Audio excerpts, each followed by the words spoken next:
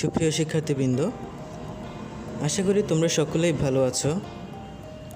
রামদাইমায়া উচ্চ বিদ্যালয় কর্তৃক আয়োজিত অনলাইন ক্লাসে তোমাদের সকলকে স্বাগতম জানিয়ে শুরু করছি আমাদের আজকের জেনারেল ইলেকট্রিক্যাল ওয়ার্কস ট্রেডের 1 যে বইটি রয়েছে তোমাদের, অর্থাৎ প্রথম পত্রের দ্বিতীয় অংশ, দশম শ্রেণীর জন্য।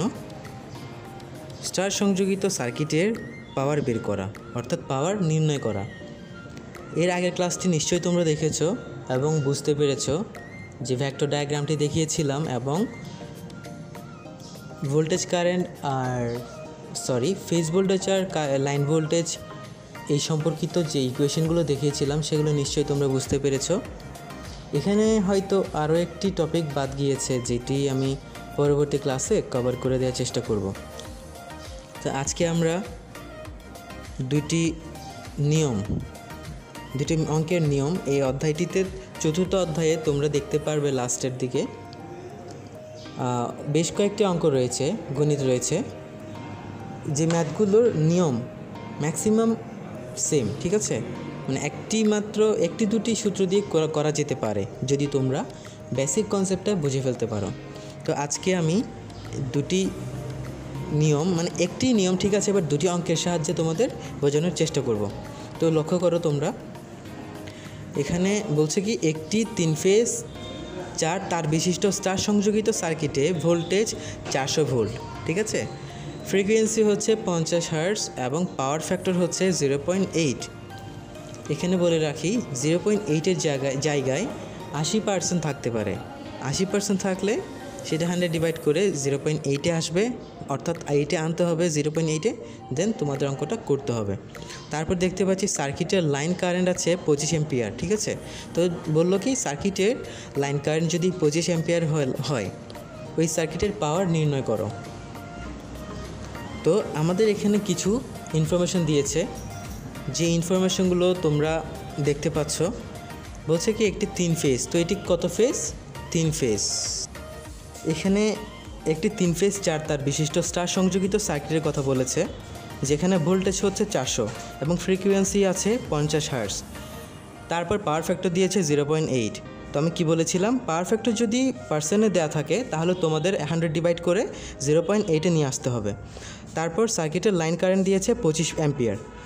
তো আমাদের পাওয়ার নির্ণয় করার জন্য যে পাওয়ারের সূত্রটি শিখিয়েছিলাম সেটি করতে হবে, এবং তার আগে গিভেন ডাটাতে তোমাদের লিখতে হবে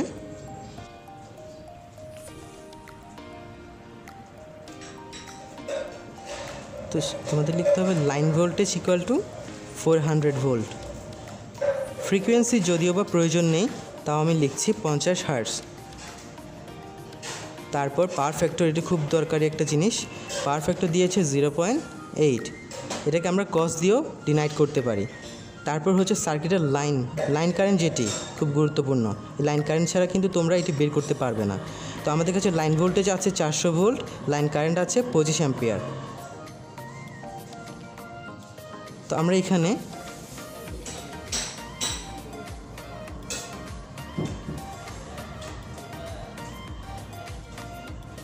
আমরা জানি P equal to √3 line voltage আর line current into cos theta. তো আমাদের কাছে কস থিটার মানটি আছে 0.8, আর ফ্রিকোয়েন্সি প্রয়োজন নেই বলেছিলাম। এখানে লাইন ভোল্টেজ দিয়েছে 400 ভোল্ট, তো √3টা রেখে দিয়ে line voltage 400 into line current 25 ampere লিখতে হবে। তার সাথে কস থিটা হচ্ছে 0.8। আমরা যদি এখন এটা ক্যালকুলেশন করে দিই তাহলে আমাদের পাওয়ার নির্ণয় হয়ে যাবে। এখানে √3, তারপর লাইন ভোল্টেজ এবং লাইন কারেন্ট এবং কস থিটা, অর্থাৎ পাওয়ার ফ্যাক্টর যদি গুণ করি তাহলে আমরা, তোমরা ক্যালকুলেটরে করে দেখবা, 13856.4 ওয়াট বের হবে, ঠিক আছে? মোস্ট ইম্পর্টেন্ট কথা হচ্ছে পাওয়ার যেটা বের হবে সেটার একক হবে কিলোওয়াট। তো আমরা কি পেয়েছি? ওয়াট। প্রথম ক্ষেত্রে গুণ করার পরে আমরা ওয়াটে পাবো, ঠিক আছে? মানটি ওয়াটে পেলে তো হবে না, আমাদের তো করতে হবে পাওয়ার বের, তাই না? তো পাওয়ার বের করতে হলে আমরা ওয়াট থেকে কিলোওয়াটে নিয়ে যাব। কিলোওয়াটে নিয়ে যে কীভাবে যেতে হয় তোমরা নিশ্চয়ই জানো। যদি 1000 দিয়ে ভাগ করে দাও তাহলে বের হবে 13.8564 কিলো ওয়াট অ্যান্ড এটা হচ্ছে তোমাদের নির্ণয় অ্যান্সার। ওকে, নিশ্চয়ই বুঝতে পেরেছ। পরবর্তী সমস্যাটি দেখি। পরবর্তী সমস্যা বলছে কি, একটি 3 ফেজ 4 তার বিশিষ্ট স্টার সংযোগিত সার্কিটের ফেজ ভোল্টেজ 230 ভোল্ট হলে 230 ভোল্ট হলে ফ্রিকোয়েন্সি 50 হার্টজ। আমি আগেই বলেছিলাম ফ্রিকোয়েন্সি প্রয়োজন নেই, এবং পাওয়ার ফ্যাক্টর যদি 85%, হ্যাঁ যে ব্যাপারটি বলেছিলাম 85%, এখানে 0.85 দিতে পারতো। এর আগের যে সমস্যাটি ছিল এখানে কিন্তু এই 0.8 দিয়ে দিয়েছে।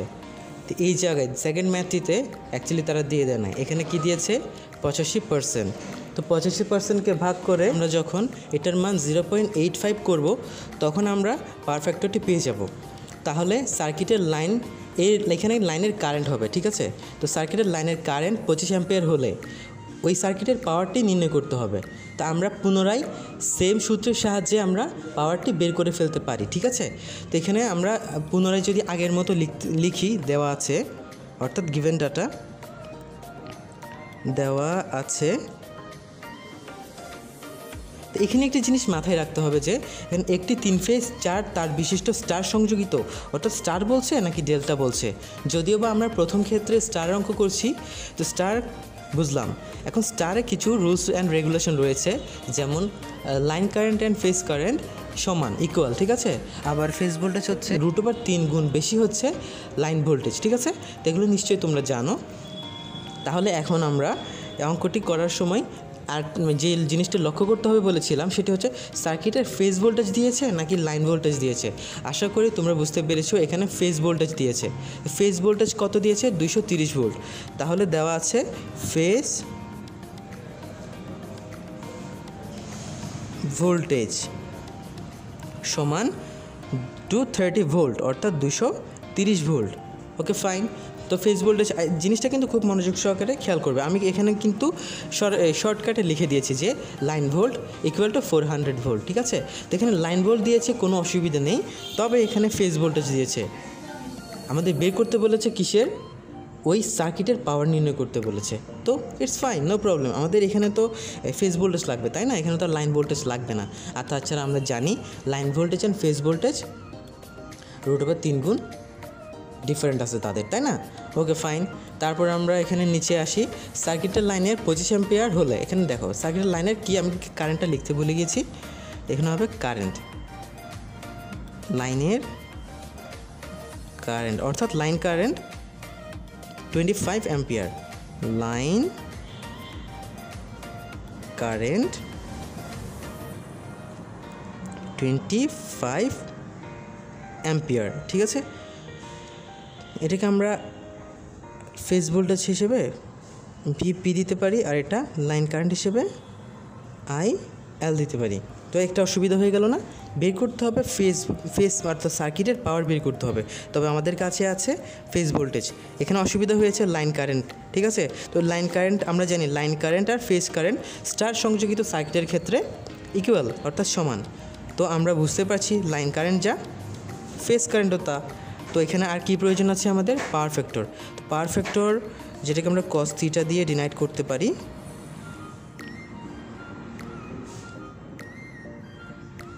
পাওয়ার ফ্যাক্টর ইকুয়াল টু, এখানে 85%।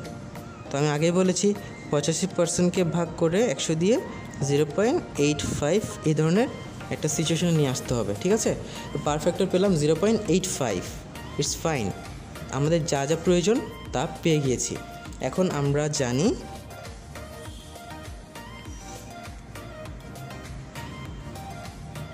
জানি পাওয়ার ইকুয়াল টু, এখানে কিসের পাওয়ার বের করছি? সার্কিটের পাওয়ার বের করছি, ঠিক আছে। তো সার্কিটের পাওয়ার ইকুয়াল টু √3, তারপর হচ্ছে ফেজ ভোল্টেজ, ফেজ কারেন্ট। এখন ফেজ কারেন্ট তারপর cos θ। এখানে জিনিসটা একটু লক্ষ্য করো, √3 আমাদের কাছে আছে। ফেজ ভোল্টেজও আছে 230, কিন্তু ফেজ কারেন্ট নাই। তো আমরা স্টার সংযোগ হতে একটু আগে বলেছি লাইন কারেন্ট আর ফেজ কারেন্ট একই, তাহলে ফেজ কারেন্ট এখানে বসিয়ে দিতে পারি, ঠিক আছে। এখানে এমনিতে লিখে দিচ্ছি, তোমাদের তো লেখার দরকার নাই। তো এখানে ফেজ কারেন্ট আর লাইন কারেন্ট সেম হওয়াতে 230-এর সাথে এবং √3 সাথে আমরা 25 অ্যাম্পিয়ারটা ইন্টু দিতে পারি, মাল্টিপ্লিকেশন করতে পারি। তো মাল্টিপ্লাই বাই 25 ইন্টু cos θ হচ্ছে 0.85। নাইস। তো আমরা এগুলো যদি ইন্টু করি ক্যালকুলেটরের সাহায্যে, তাহলে প্রথমে আমরা ওয়াট পাবো 14662.5 ওয়াট, যেটা হবে না, অর্থাৎ আমাদের বের করতে হবে কিসে, কিলোওয়াটে। ইয়াস, কিলোওয়াটে। তো P ইকুয়াল টু কিলোওয়াটে যখন বের করবে সেটা হবে 14.6625 কিলো ওয়াট। তো এই হচ্ছে আমাদের নিম্নের আনসার। নিশ্চয়ই তোমরা বুঝতে পেরেছ।